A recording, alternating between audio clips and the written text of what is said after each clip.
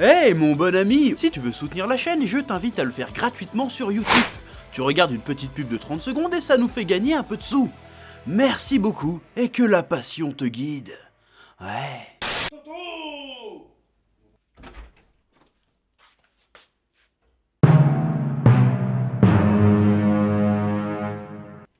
Dans mes bras.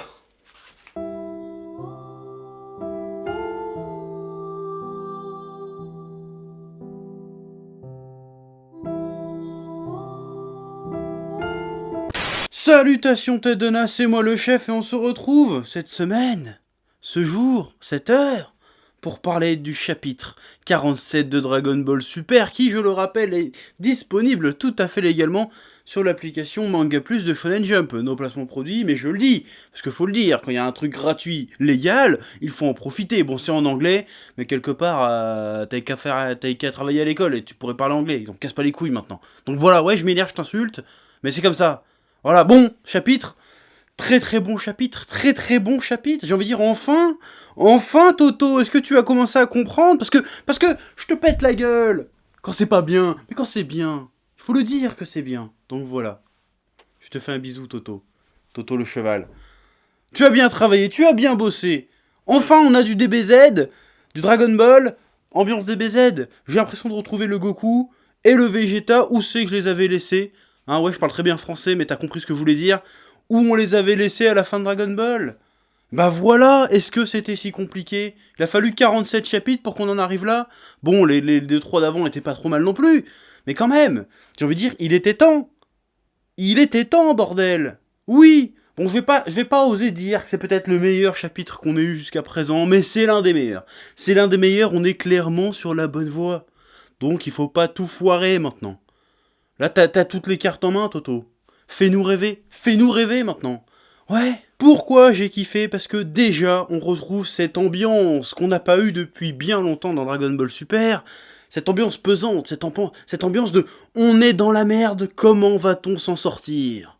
Bon, on l'avait eu vite fait à l'arc Black, mais ça avait été réglé en 2 coups de cuillère à peau avec l'arrivée de Zeno, ce qui était un petit peu dommage. Et je trouve que pour le coup, c'était un peu mieux traité dans l'animé, même si au final, ça revenait à peu près au même. Mais voilà, on a des héros battus, sans pouvoir, sans rien, à la merci de leur ennemi, qui sont en train de se dire merde, comment on va s'en sortir, comment on va faire pour sauver les gens, pour sauver l'univers, pour arrêter l'autre bâtard de Molo qui défonce tout le monde, comment on va s'en sortir. Il y a ce côté quête des Dragon Ball, on sait toujours pas ce qu'il va faire avec les Dragon Ball, mais il y a ce côté de quête de Dragon Ball, j'ai l'impression qu'on arrive à faire du neuf avec du vieux, mais pas de manière péjorative, de manière bien, de manière intelligente, et une manière qui raconte quelque chose. Voilà, et je pose toujours la question, qu'est-ce que ça raconte? Et bien avec le tournoi du pouvoir, j'étais incapable de répondre à cette question, mais avec cet arc-là, on peut répondre à cette question. Qu'est-ce que ça raconte? Ça raconte qu'il y avait un grand danger à une époque, que ça raconte beaucoup pour les personnages. Vegeta. Voilà, meilleur Vegeta depuis le début du Vegeta, j'ai envie de te dire. On a Vegeta qui se souvient qu'avant il a été un fils de pute. Avant il est arrivé sur Namek, il a massacré des Namek pour trouver les Dragon Ball.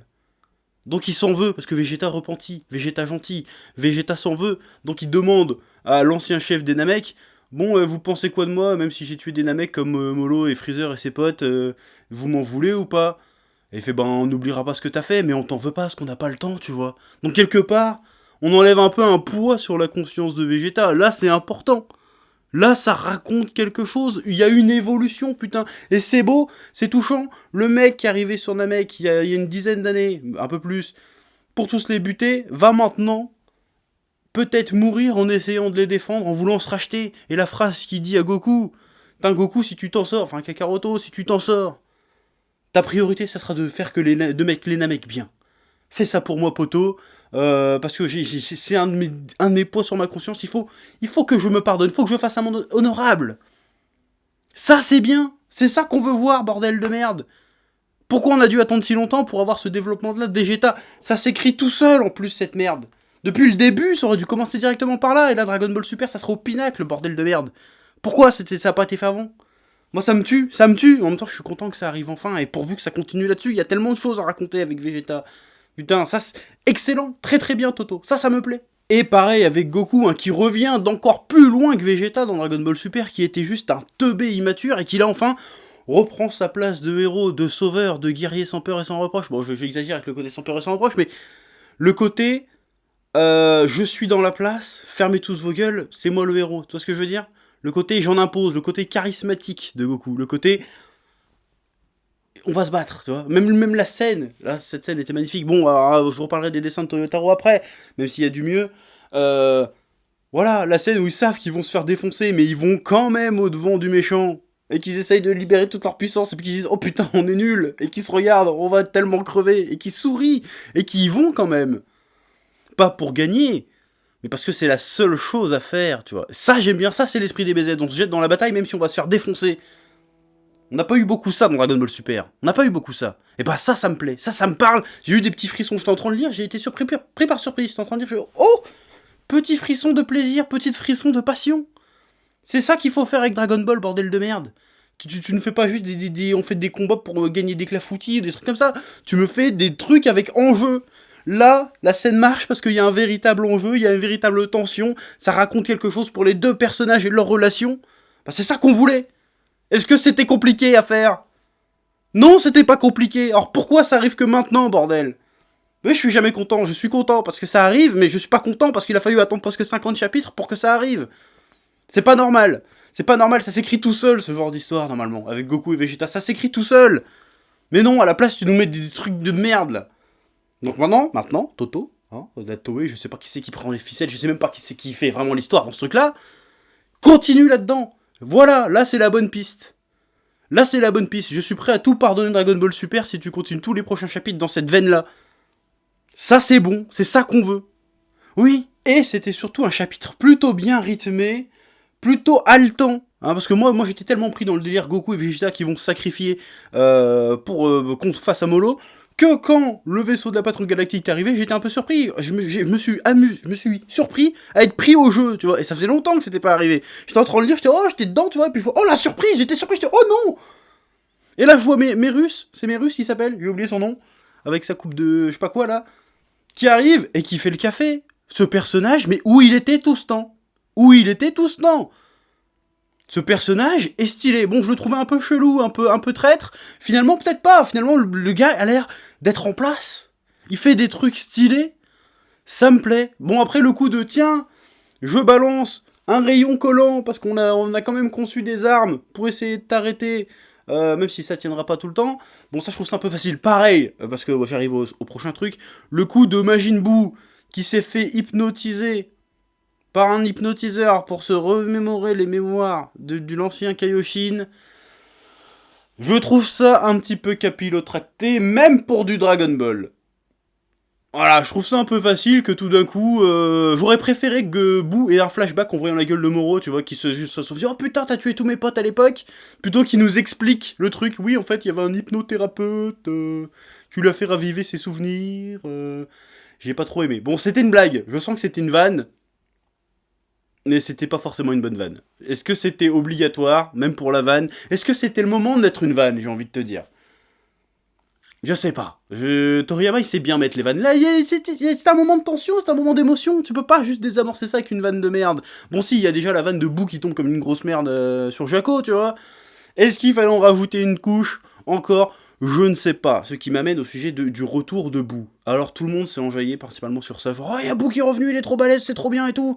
Bon, moi ce que j'ai préféré dans le chapitre, c'est le côté Vegeta qui fait amende honorable, qui s'excuse vis-à-vis d'un mec, et la relation Goku-Vegeta qui était magnifiquement bien présentée dans le chapitre, qui était résumé en 3 cases. En 3 cases, ils ont résumé le truc, et c'était génial, j'ai eu des petits frissons de plaisir. Dommage que Toyotaro n'ait pas le génie graphique de Toriyama, et de toute façon, qui peut se vanter d'avoir le génie graphique de Toriyama? Il n'y a pas beaucoup de gens qui peuvent se vanter d'avoir ça, pour faire passer toute cette émotion. Parce que j'imagine cette scène-là dessinée par Toriyama, putain, on aurait tous chialé, mon gars. On aurait tous chialé, c'est obligatoire, mais bref.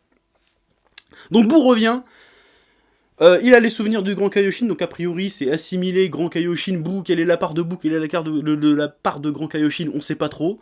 On a l'impression que c'est un peu l'esprit du Grand Kaioshin dans le corps de Boo en fait, finalement. Pourquoi pas? Et donc on apprend aussi que Boo est insensible à la magie de Molo. Alors je trouve ça à la fois un peu fastoche, et en même temps super intéressant parce que ça peut laisser présager que pour une fois, bon c'est pas la première fois mais Pour une fois dans l'histoire de Dragon Ball, en tout cas Dragon Ball Super, ce n'est pas Goku et Vegeta ou Vegeta qui vont résoudre le problème. On avait déjà eu ça dans Dragon Ball Z où c'était Gohan qui se débarrassait de la menace Cell au dernier moment, tu vois. Et là, ça pourrait être sympa de prendre une nouvelle direction. Parce que finalement, même si dans ce chapitre, bon, ça va être un petit peu paradoxal ce que je vais dire, même si dans ce chapitre, ça nous raconte pas mal de choses sur Goku et Vegeta, finalement, peut-être qu'il reste pas tant que ça de choses à raconter sur Goku et Vegeta, et que pour le coup, s'intéresser à un autre personnage de l'univers Dragon Ball, à lui donner sa place pour défoncer un méchant, et le montrer aussi comme un héros à part entière du manga, ça peut être intéressant, parce qu'avec Boo, il y a encore tellement de choses à raconter. Alors, je sais pas ce qu'on pourrait raconter avec Boo, mais justement, le fait qu'il y ait tous passifs, qu'il y ait cette personnalité de Kaioshin, ça peut raconter énormément de choses, et ça peut être super intéressant, à la fois pour le développement de l'univers de Dragon Ball, et pour le renouvellement, le côté un peu original, renouveler un peu le casting. Bon, je suis pas en train de te dire qu'il faut imaginer la suite de Dragon Ball autour de Boo, c'est pas ça que je te dis. Mais si on peut avoir un petit arc qui va tourner un peu plus autour d'un autre personnage que Goku et Vegeta et de leur évolution de puissance ou de leur future transformation, ça peut être super cool. Parce que bon, les transformations, c'est bon, on a déjà soupé, tu vois, il y en a eu assez. Alors le fait que Boo se batte avec son corps debout, ses techniques, qui ramène un truc que Boo, on l'avait pas vu se battre du tout depuis Dragon Ball Super, à part vite fait contre Beerus où il s'était fait défoncer, là c'est plutôt intéressant. Parce que là on a deux personnages qui se battent d'une manière très atypique, parce que Boo il met pas juste des coups de poing, le gars il est élastique, il peut se transformer, il peut se remodeler comme il veut, l'autre en face il manipule l'énergie des planètes et tout, ça peut être super intéressant à voir ça. Après j'espère que ça va pas juste se finir en 2 coups de cuillère à peau. Il faut que Molo, à un moment donné, il fasse une couille, il peut pas perdre déjà maintenant. Moi il faut qu'il s'échappe, faut qu'il avance Shenron pour qu'on sache ce qu'il voulait faire avec, il faut qu'il y ait une couille. Il y a forcément avoir une couille, il faut qu'il y ait encore une péripétie, que Moro se transforme, j'en sais rien, ce qu'il faut. Mais il faut pas que ça se termine là. Ça serait trop facile. Ça serait trop facile, et c'est pour ça que j'ai un peu peur, parce que ce chapitre était très très bon, mais c'est tellement facile de tout foutre en l'air au prochain, en fait. Que ce qui a été bâti dans ce chapitre, même s'il est bien, s'il est pertinent, il reste fragile. Il reste fragile parce que tout d'un coup, t'as le côté que Boo est insensible à la magie de Molo. Il faut qu'il y ait une carabistouille derrière. Faut qu'il y ait une carabistouille. D'ailleurs, j'en parle aussi on parle de carabistouille. Le côté que Molo peut, qui est plutôt intriguant, peut détecter directement les Dragon Ball. Ça, il faudrait l'expliquer. Est-ce qu'il détecte les pouvoirs magiques? Est-ce qu'il détecte la magie? Est-ce qu'en fait, il absorbe plus ou moins l'énergie des Dragon Ball? Ce qui fait que plus ou moins, ils sont où ils sont. On ne sait pas. C'est super intéressant. Qu'est-ce qu'il va faire avec ces Dragon Ball? On ne sait pas. Est-ce qu'il va absorber les pouvoirs des Dragon Ball? Bon, je trouverais ça un peu bidon, parce que ça veut dire que... Bon là je pars un peu en couille, mais s'il a peur le pouvoir de Dragon Ball, ça veut dire qu'il a le pouvoir d'exaucer les vœux. Il va pas s'auto-exaucer des vœux. Tu vois ce que je veux dire? Ça serait bizarre, qu'est-ce qu'il compte faire avec les Dragon Ball en fait? C'est ça m'intrigue, ça m'intrigue, et il peut se passer tout et n'importe quoi à ce niveau-là. Pareil, je reviens un peu en arrière, Dende et Piccolo qui ressentent ce qui est en train de se passer. Bon, maintenant que tu m'as mis Piccolo, il peut pas juste être spectateur, il faut que Piccolo il agisse. Moi je veux que tu me fasses intervenir Piccolo, je veux que Piccolo à un moment donné il débarque sur la planète, il sauve les mecs et il se tire. Il faut que Piccolo ait son rôle, parce que Piccolo a été trop souvent maltraité ou peu traité dans Dragon Ball Super, sauf dans l'animé, et là encore une fois c'est une des rares fois où l'animé fait mieux que le manga. Le traitement de Piccolo, notamment sa relation avec Gohan et avec les Namek, était super bien fait dans le tournoi du pouvoir, c'était un des rares épisodes que j'ai vraiment kiffé. Et refaites ça dans le manga. Là, c'est pas possible que Piccolo il voit que son peuple est en train de se faire niquer, qu'il se passe quelque chose, qu'il reste sur place à attendre. Que Dende reste, d'accord, parce que c'est Dieu, c'est son boulot, mais Piccolo, il faut qu'il y aille. Il faut qu'il y aille, et il a forcément un moyen ou un autre de se téléporter là-bas. Il va trouver un truc, il va appeler les Kaioshin, je sais pas, mais il va se passer un truc. Il faut que Piccolo soit impliqué, il faut que Boo soit impliqué, et parce que ça peut être génial, ça peut être que génial. Voilà, bon après les questions qu'on peut se poser dans la suite, c'est est-ce que Freezer va avoir à un moment donné son mot à dire dans l'histoire ou pas? Mais voilà, j'aime beaucoup la tournure que prend cet arc, qui renoue avec les sources à la fois de Dragon Ball et Dragon Ball Z, hein, pour parler vulgairement, et qui exploite bien ce qu'il y a à exploiter, en termes de personnages, en termes d'univers aussi, et pourvu que ça dure, faut pas que ça se termine en 2 coups de cuillère à peau, faut vraiment... Voilà, tu me fais encore une dizaine de chapitres sur cet arc, hein. Je veux que ça soit haletant, je veux que ça soit stylé, je veux du sang, de la sueur et des larmes, et là on y arrive, et ça ne peut que finir comme ça. Tu peux pas finir ça en blague. Ça suffit les blagues maintenant, il y en a eu assez, Mets-moi du vrai game. Mets-moi du vrai game maintenant. Je veux du vrai Dragon Ball, je veux frissonner, je veux avoir peur pour les personnages comme j'ai eu peur dans ce chapitre. Il faut que ça revienne, ça. C'est ça qu'on veut. Voilà. Toto, fais ça, s'il te plaît.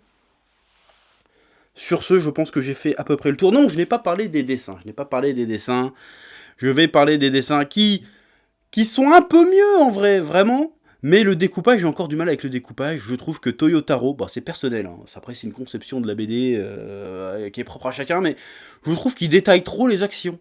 Il détaille beaucoup trop les actions. Il y a une scène par exemple qui m'a un peu gêné, c'est quand Merus il dit ouais vas-y, il dit au pilote ouais vas-y remonte. Est-ce qu'il y avait pas besoin de faire une case où il fait ouais vas-y remonte, que le gars fasse ok et rajouter une case où tu le vois remonter le volant et après tu vois le vaisseau faire ça. Là tu niques une page pour rien. Pour une action de 5 secondes. J'ai pas compris pourquoi il découpe ces images comme ça. Il aurait très bien pu faire... Mirus fait hey, vas-y machin remonte et direct le vaisseau aurait remonté par exemple. Ou alors juste direct le gars fait ok et dans la même case tu vois qu'il actionne le volant, on aurait compris tout pareil. Je trouve que ça nuit un peu au dynamisme. Alors ça nuit pas forcément au rythme du chapitre en général, mais au dynamisme de l'action. Je trouve que c'est un peu trop lent pour rien en fait. Pareil, quand il fait quand il va tirer sur Moro avec son arme, est-ce que t'as forcément besoin de voir la case où le truc s'ouvre, après que le truc commence à sortir, que le truc arrive sur Moro, et puis qu'après ça enroule autour de Moro? On aurait très bien compris avec 3 cases de moins. Je comprends pas pourquoi il se fait chier à faire ça en fait. Je ne comprends pas. Alors je sais, il faut remplir 50 pages, mais justement, je pense que les chapitres seraient d'autant plus denses si t'arrêtais avec ce découpage de l'action hyper trop découpé. Parce que je me souviens pas que Toriyama découpait à ce point-là. En tout cas, pas inutilement. À chaque fois que Toriyama se faisait chier à détailler une action, c'était précis. C'était pour exprimer quelque chose de particulier. Là, ça sert à rien. Qu'est-ce qu'on en a à foutre? Est-ce qu'on a besoin de voir une case où le gars il fait OK et une autre case après où il fait ça juste pour voir le vaisseau monter? Soit il dit OK et tu vois le vaisseau monter, soit tu fais les deux en même temps, tu vois. Je ne comprends pas ce gâchis de place. Voilà. Les chapitres sont longs, certes, mais ils pourraient être beaucoup plus denses que ça s'ils s'emmerdaient pas avec des actions inutiles. Je trouve. Après, c'est plus ou moins fluide à la lecture, mais ça me gêne. Franchement, je dis, mais pourquoi tu t'es fait chier à dessiner ça? Tu perds du temps pour rien, mec. Surtout qu'apparemment, t'as du mal à tenir les timelines, les deadlines, apparemment. Je sais plus c'est que j'ai entendu ça. Pourquoi tu t'emmerdes à te rajouter du boulot pour rien? Parce que, franchement, bah là, c'est l'exemple que j'ai pris, mais il y en a d'autres, hein, des exemples comme ça, mais... Il y avait un exemple comme ça dans le chapitre précédent où Moro il capture Vegeta de loin. Tu pouvais faire ça en 2 cases. Là, tu prends 3 pages pour le faire, tu vois. C'est un peu exagéré. Et ça dénote peut-être, parce que c'est là que justement il faut avoir un talent de narration en termes de dessin, je parle de découpage. C'est peut-être là justement que Toyotaro, sans parler de dessin pur, c'est peut-être là qu'on voit vraiment les limites de Toyotaro. Il n'arrive pas à faire simple, j'ai l'impression. Alors que Toriyama, c'était son truc. Il arrivait à faire puissant tout en étant super simple. C'est ça, dans le génie de Toriyama, c'est de réussir à faire simple et de faire juste à chaque fois. Bah, Toyotaro, il fait un peu l'inverse. Alors, des fois, c'est juste, mais je trouve qu'il se complique la vie pour rien. Voilà, alors, après, je pense qu'il y a que des mecs qui s'intéressent vraiment à la bande dessinée qui vont comprendre de quoi je veux parler, pour ce coup, mais c'est pas grave. Voilà. Sur ce, comme d'habitude, je te laisse le soin, dans les commentaires, de dire ce que t'as pensé de ce... dernier chapitre de Dragon Ball Super, le chapitre 47, de mettre un pouce bleu, de partager si t'as kiffé la review, tout ça. Et moi je te dis à bientôt avec Toto. Hein, je le caresse de manière suave et sensuelle. Parce que là il m'a bien régalé. Il m'a bien régalé et pourvu que ça continue. Mais fais pas trop le con, hein, Toto. Parce que si le mois prochain c'est de la merde, tu vas te prendre une raclée, mais tu vas voir. Hein. Bref, sur ce, je m'en vais, je te dis à bientôt pour de nouvelles aventures passionnantes. Et n'oubliez pas, Dragon Ball... Ouais, Toto, il le sait aussi. Dragon Ball, c'est la vie. Ouais. Eh oh, tu vas pas te barrer comme ça, hein? Tu vas laisser un pouce bleu?